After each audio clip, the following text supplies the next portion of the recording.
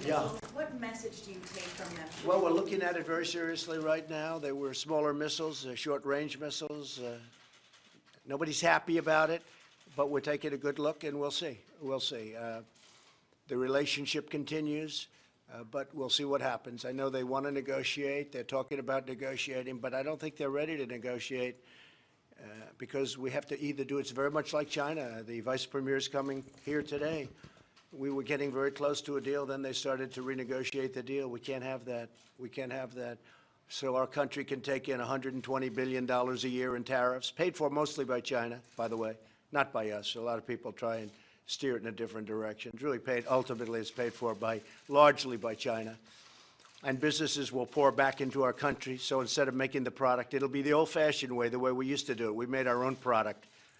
And I think things are going along pretty well there, but a large group delegation headed by one of the most respected men and highest officials of China will be coming in today. They start at 5 o'clock, and they'll see what they can do. But our alternative is an excellent one. It's an alternative I've spoken about for years.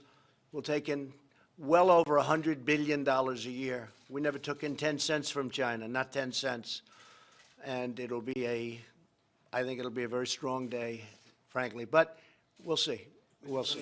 It was their idea to come back. Do you have plans to talk to President Xi, or no, not yet?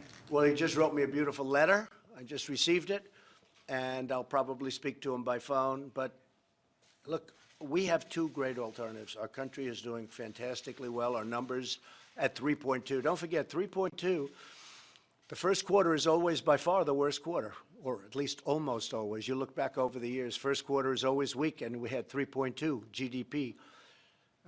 Our unemployment numbers are the best in the history of our country, and we're doing well. And our companies are really doing well. Even in Ohio, the great state of Ohio yesterday, General Motors, at my very strong urging, to put it mildly, very strong urging. I wasn't even nice about it, but I appreciate what they did. They sold the beautiful plant, Lordstown. They sold that beautiful plant to a very, very good company that's going to make electric trucks. And that worked, because that was the only thing they could say about our whole economy, Lordstown. They kept saying, Lordstown, Lordstown. And when you had all of these great companies spending billions and billions of dollars coming into our country, they couldn't talk about it. They'd only mention the one plant that was a GM plant from a very long time ago. And now we have a great company going and going to make electric trucks, very appropriate. Interesting idea, actually, electric trucks. Yes, please. Will you allow Robert Mueller to testify in Congress? Well, I'm going to leave that up to our very great Attorney General, and he'll make a decision on that. But I will say this. Look, the Mueller report came out. It was done I guess I'm hearing numbers now close to $40 million, with 17 or 18 very angry Democrats who hated Donald Trump, and also everything that they could possibly have at their disposal. There was nobody that was in the history of our country more transparent than me. I said, give them every document, give them every person, let the White House counsel testify. I think he testified for 30 hours. I guess they must have asked him the same question, because there wasn't very much to testify about. But I said, let him testify, and let him keep him as long as you want. Actually, when I heard 30 hours, I said, that's a long time. But I let him testify. I didn't have to have presidential privilege. I could have stopped everything. I didn't have to give them a document. I gave them 1.5 million documents. I gave them White House counsel. I gave them other lawyers. Anybody you want, you can talk to.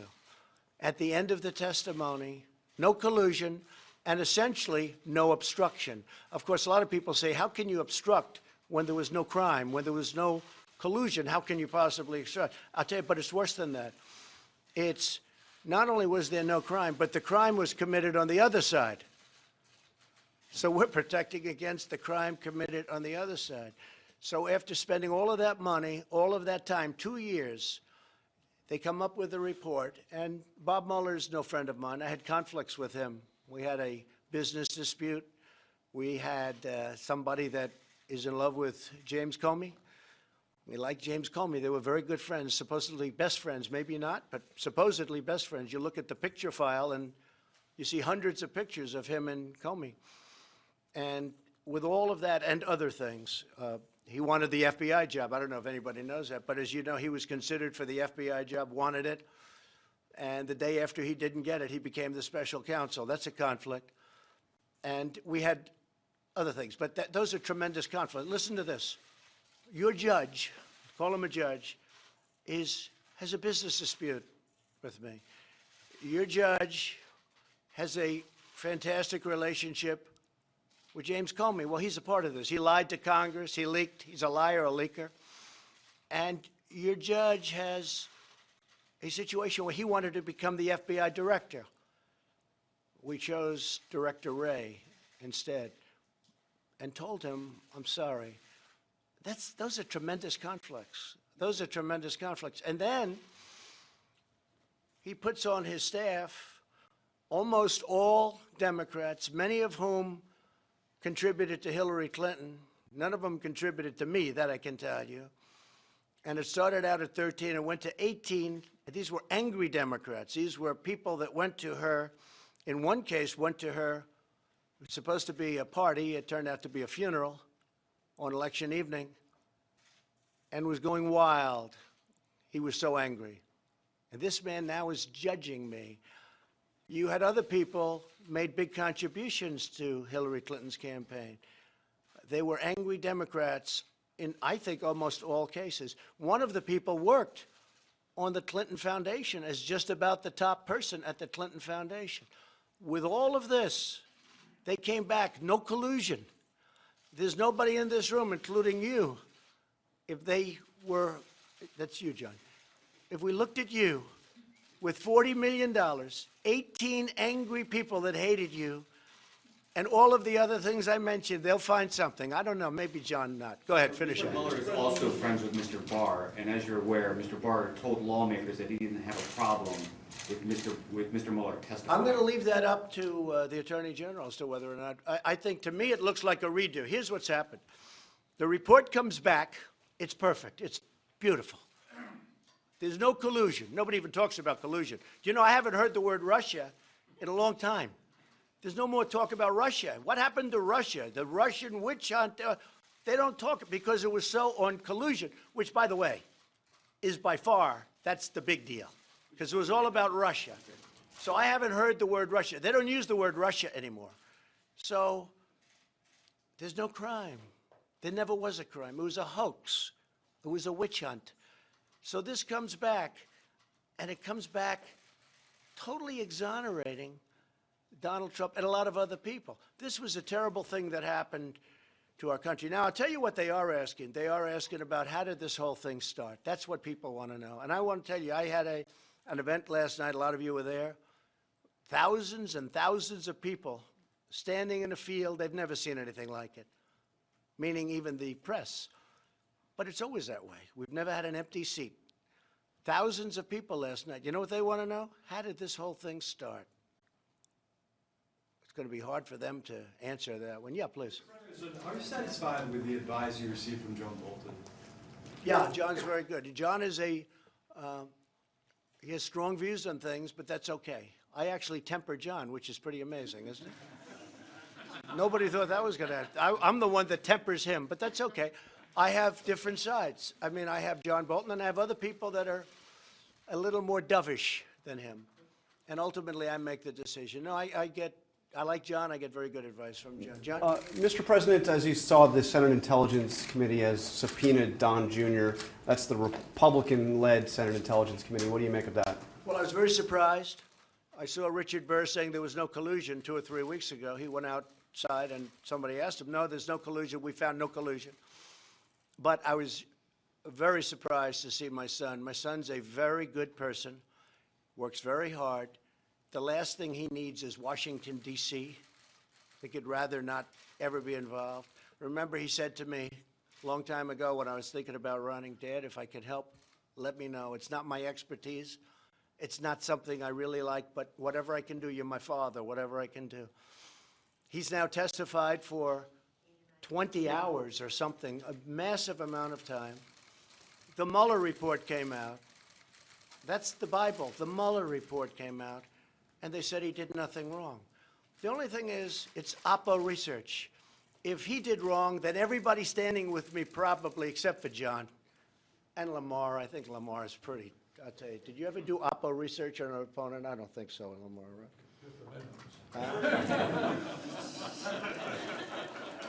And I know John Barrasso never did opposition research because he's a fine, fine man, but I would say 99% of the rest of the folks.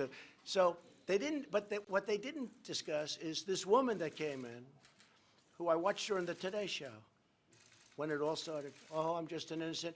Well, nobody even knows, although the halls of Congress know her very well, because for years she's walked around all over Congress. She came in, and she left, supposedly, GPS Fusion, goes and meets for a short period of time with my son and some other people. They talked about a subject as very well, you know, advertised and put out, which is nothing. It was a nothing meeting. In fact, Jared left. He said, get me out of this meeting. This is a waste of time. She then went back to GPS Fusion. They were the ones that wrote the phony dossier. Why was she going to GPS Fusion? Why did she go back? Then I heard that Don, for a year, made 3 phone calls with an unmarked number. They called it unmarked.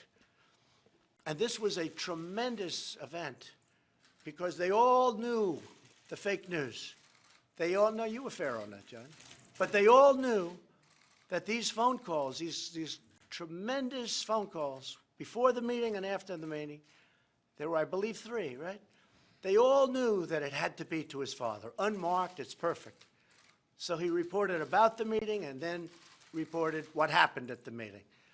Except after looking and spending a tremendous amount of time and money, they were able to go back years and find out who made the calls.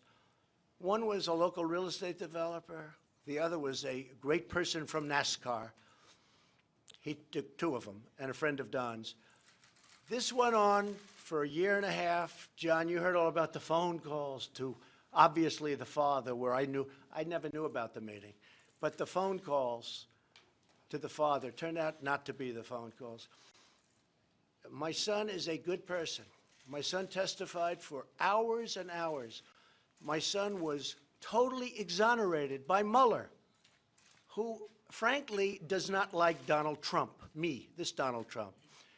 And frankly, for my son, after being exonerated, to now get a subpoena to go again and speak again after close to 20 hours of telling everybody that would listen about a nothing meeting, yeah, I'm pretty surprised. Fight that? Should he fight that subpoena? Well, we'll see what happens. I'm just very surprised. I really am by it, yeah. What did Iran do to prompt you to send an aircraft carrier to the region? Well, they were threatening, and we have information that you don't want to know about. They were very threatening, and we just want to have, we have to have great security for this country and for a lot of other places. Is there a risk of military confrontation, sir? I guess you could say that always, right? Isn't it? I mean, you know, always. I don't want to say no, but hopefully that won't happen. We have one of the most powerful ships in the world that's loaded up, and we don't want to have to do anything. What I'd like to see with Iran, I'd like to see them call me. You know, John Kerry speaks to them a lot. John Kerry tells them not to call. That's a violation of the Logan Act. And frankly, he should be prosecuted on that. But my people don't want to do anything that's, only the Democrats do that kind of stuff. You know, if it were the opposite way, they'd prosecute him under the Logan Act. But John Kerry violated the Logan Act. He's talking to Iran and has many meetings and many phone calls, and he's telling them what to do. That is a total violation of the Logan Act, because what they should be doing is, their economy is a mess ever since I took away the Iran deal. They have inflation that's the highest number I've ever heard. They're having riots every weekend and during the week even. And what they should be doing is calling me up, sitting down, we can make a deal, a fair deal. We just don't want them to have nuclear weapons, not too much to ask. And we would help put them back into great shape. They're in bad shape right now. I look forward to the day where we can actually help Iran. We're not looking to hurt Iran. I want them to be strong and great and have a great economy. But they're listening to John Kerry, who's violated a very important element of what he's supposed to be doing. He violated the Logan Act, plain and simple. He shouldn't be doing that. But they should call, and if they do, we're open to talk to them. We have no secrets, and they can be very, very strong financially. They have great potential, very much like North Korea. North Korea has tremendous potential economically, and I don't think he's going to blow that. I don't think so. Can I circle back to trade just for a second? Yeah. Is it still possible to get a trade deal with the Chinese this week, or is it? It's possible to do it. No, they're all here. Look, the vice premier, one of the most respected men, one of the highest officials in China is coming. You know, you heard he wasn't coming. He's coming. I will say this, once the tariffs went on, they upped the meeting. It was supposed to take place originally on Thursday. Then about 5 weeks ago, they said, how about Friday? How about next week? I said, what's this all about? And I said, that's okay. Don't worry about it. Let's take in $100 billion a year. And we put the tariffs on. We made the statement, and then they upped the meeting. How about let's go back to Thursday? So I have no idea what's going to happen. I did get last night a very beautiful letter from President Xi. Let's work together. Let's see if we can get something done. But they renegotiated the deal. I mean, they took, whether it's intellectual property theft, they took many, many parts of that deal, and they renegotiated. You can't do that. And I'm different than a lot of people. I happen to think that tariffs for our country are very powerful. You know, we're the piggy bank that everybody steals from, including China. We've been paying China $500 billion a year for many, many years. China rebuilt their country because of us. They couldn't have done what they're doing. They're building a ship every 3 weeks. They're building aircraft like you've never seen, fighter jets. I respect it. I don't blame them. I blame our past leadership for allowing this to happen. What I'm doing now with China should have happened many years ago, not just Obama, long before Obama. I always say, you know, if you look, NAFTA is one of the worst deals ever made, trade deal. But the worst trade deal ever made is the WTO, because China was flatlining for many, many decades. It was flat right here. The WTO came along. We allowed China into the WTO, and they became a rocket ship. You got to take a look at a chart sometime. Do it. It'll be very interesting. An economic chart. They're here, and they went up like a rocket ship. Well, they did it with our money and others, and they did it because they're very smart, and they're good people, and I like the president a lot. He's a friend of mine. But I'm representing the USA, and he's representing China. And we're not going to be taken advantage of anymore. We're not going to pay China $500 billion a year. So we put very heavy tariffs on China as of Friday, and we put them on also 8 months ago. And when people looked at the economic numbers, they were shocked. When they look at the import-export numbers, they were shocked. They said, wow, how did they get to this point? This was very good. That was a very good report. They'd never seen that for many years. I said, try looking at all of the tariffs that China's been paying us for the last 8 months. Billions and billions of dollars. And that's only because I gave them a break. Because we were negotiating goodwill, we were negotiating, I gave them a break. And I said, let's keep it at 10% instead of 25%.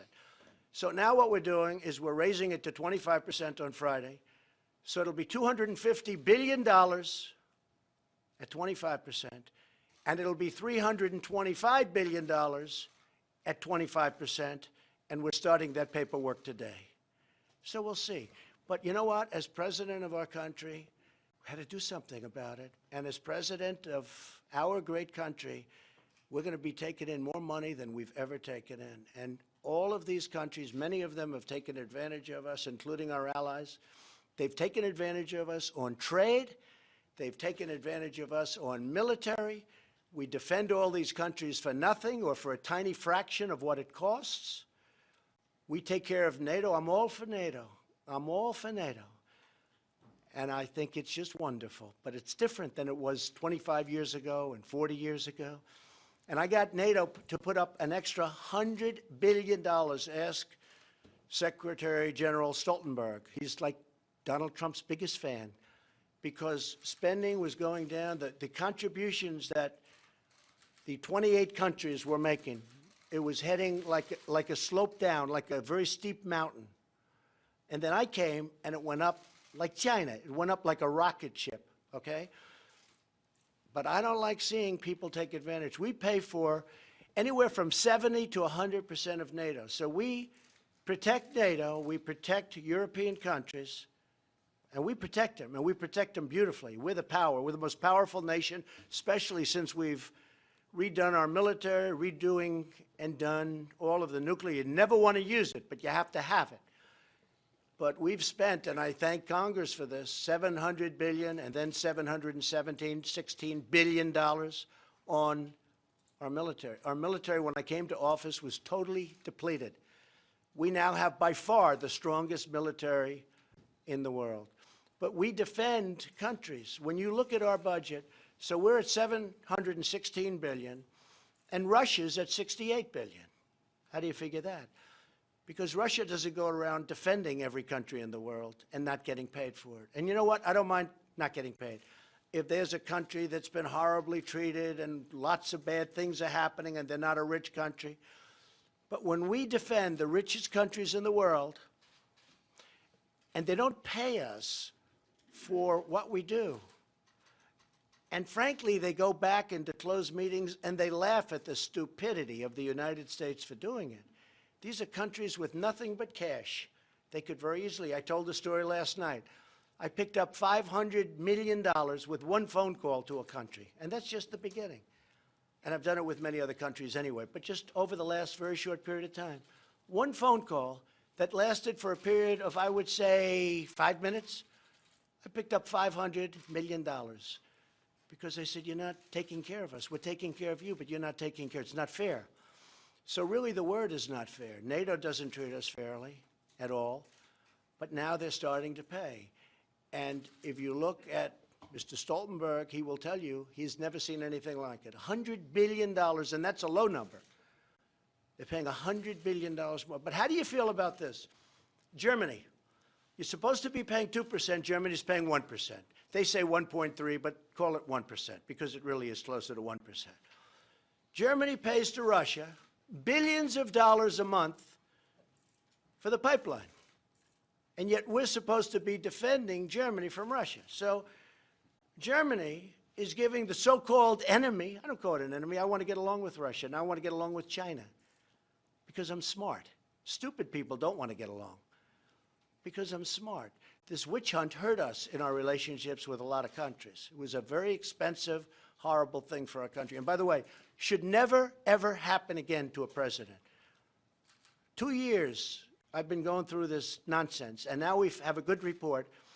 And now guys like Jerry Nadler, who I fought for many years, successfully, I might add, back in New York in Manhattan, he was a Manhattan congressman. I beat him all the time. And I come to Washington, and now I have to beat him again. Over nothing, over a hoax. And they know it's a hoax. They're smart. Nadler's a smart guy. Schiff is a smart guy. When Schiff goes to the microphone, he's conning this whole country. And he knows that. And he goes back into a room and he talks to his friends and he laughs because that's the way life is. But our country is doing great. We're going to find out about China tonight.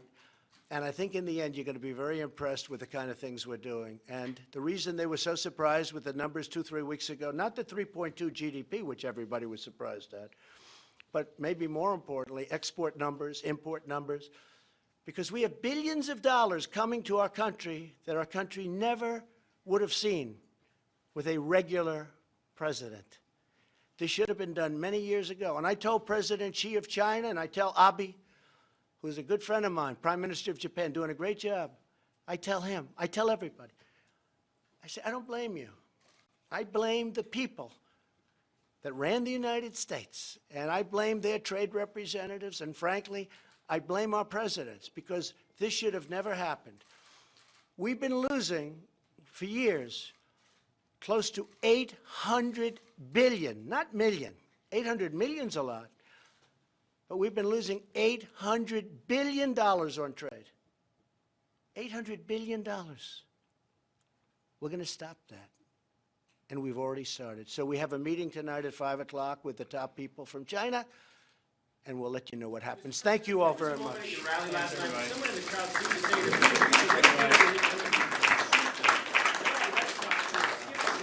The Red Sox are coming in a little while. I like the Red Sox. What do you say to those who argue that you're too divisive, and do you worry it's going to hurt your reelection? You know, it's interesting, Puerto Rico, just so you understand, we gave Puerto Rico $91 billion for the hurricane. That's the largest amount of money ever given to any state. Talking about states in Puerto Rico, a little different. $91 billion. Texas got 30. Florida got 12. Puerto Rico got $91 billion.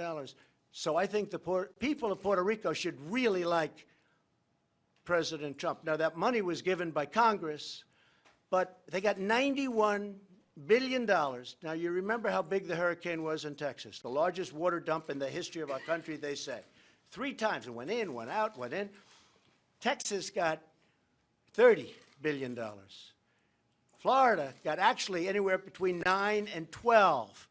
Puerto Rico got $91 billion, and now the Democrats are trying to hold up the money from Georgia, from South Carolina, from Alabama to Florida. They're trying to hold it up. They're hurting Florida. They're holding, what they're doing to North Carolina, to Louisiana. They're trying to hold relief aid because Puerto Rico, which got $91 billion, have to love their president. They want to get Puerto Rico more money. So they're willing to sacrifice Georgia, Alabama, South Carolina, North Carolina, Florida, Louisiana, and other states. The Democrats are doing that. They are very divisive people. Thank you very much. President,